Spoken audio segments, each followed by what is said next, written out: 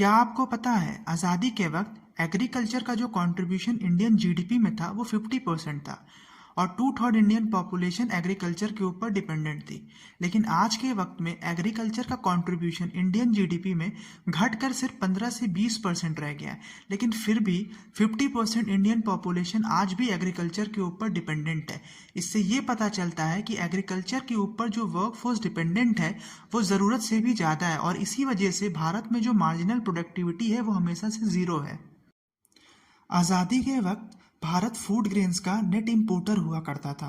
मतलब जितना फूड वो इंपोर्ट करता था वो एक्सपोर्ट से भी ज़्यादा था। लेकिन धीरे धीरे हमारा एक्सपोर्ट इंपोर्ट से ज़्यादा होने लगा और फिर हम नेट एक्सपोर्टर बन गए फूड ग्रेन्स के। आज के वक्त में भारत ना केवल फूड सफिशिएंट कंट्री है बल्कि ये नेट एक्सपोर्टर है फूड ग्रेन्स का। और इसके पीछे जो फैक्टर रिस्पॉन्सिबल है वो ये हैं।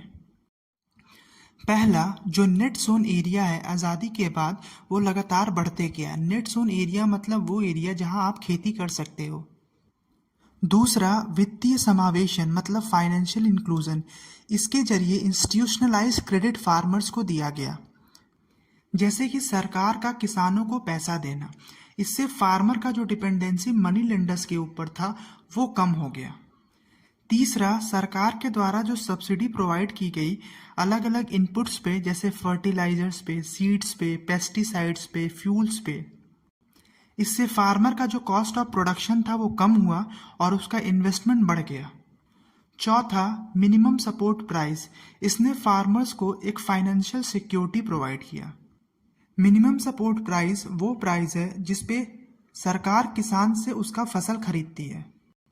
पांचवा, जो लैंड रिफॉर्म मेजर्स कंट्री में अडॉप्ट किए गए। और छठवां, ग्रीन रेवोल्यूशन, जिसने इंकरेज किया कई सारी टेक्नोलॉजीज को एग्रीकल्चरल एक्टिविटीज़ में।